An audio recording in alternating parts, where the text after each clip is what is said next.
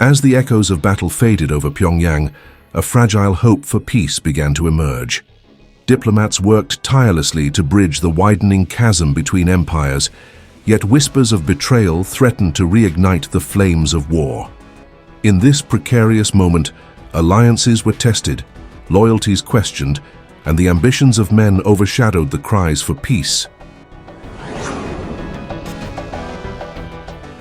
In the wake of Pyongyang's liberation, Ming envoys sought to parlay their military triumph into diplomatic leverage.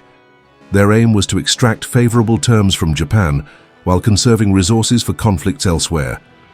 Konishi Yukinaga, a pragmatic leader disillusioned with the war's trajectory, privately signaled his willingness to negotiate.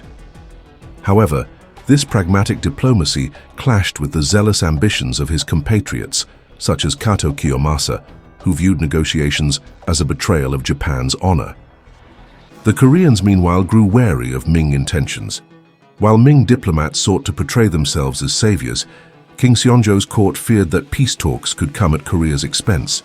Behind closed doors, Korean officials debated their own strategy, torn between reliance on their Chinese allies and the need to assert sovereignty in any treaty terms. As negotiations unfolded, Japanese forces consolidated their remaining strongholds in the southern Korean Peninsula. Amidst this uneasy truce, Konishi Yukinaga's covert efforts for diplomacy were exposed, earning him the ire of other Japanese commanders.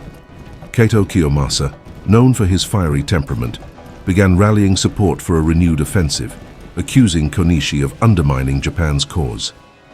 Within the Korean and Ming camps, suspicions of betrayal also ran rampant. Rumors of secret Japanese negotiations with the Ming threatened to fracture the fragile alliance. The precarious balance of trust teetered as military leaders on both sides prepared contingency plans for a return to war.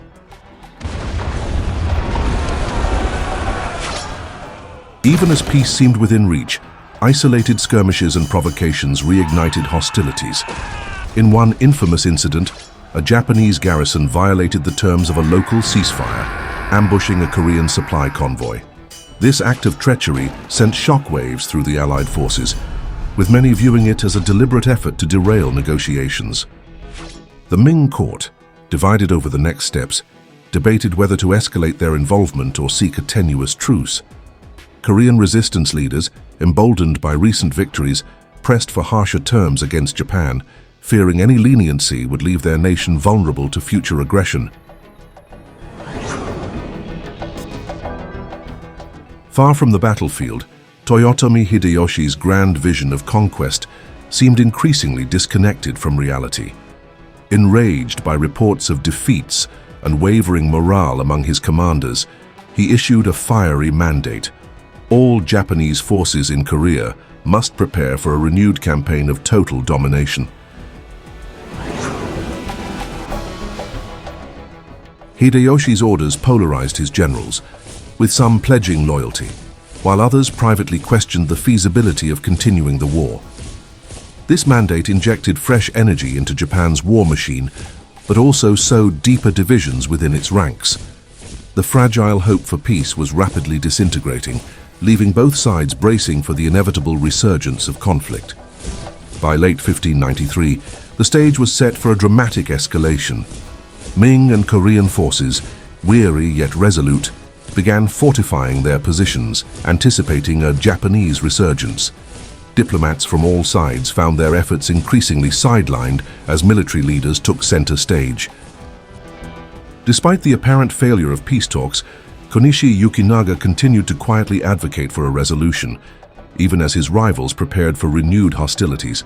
The specter of betrayal, both within and across factions, loomed over every decision. The war, far from over, entered a volatile phase where alliances could fracture, and the flames of conflict threatened to consume all involved. The fragile threads of peace have unraveled, and the war's flames are reigniting. How will the fractured alliances and brewing betrayals shape the conflict's next chapter? Join us as we uncover the shocking twists, legendary battles, and unyielding spirits that define the Imjin War. As always, please like, comment, share, and subscribe to continue the journey. Or don't, but thanks for watching.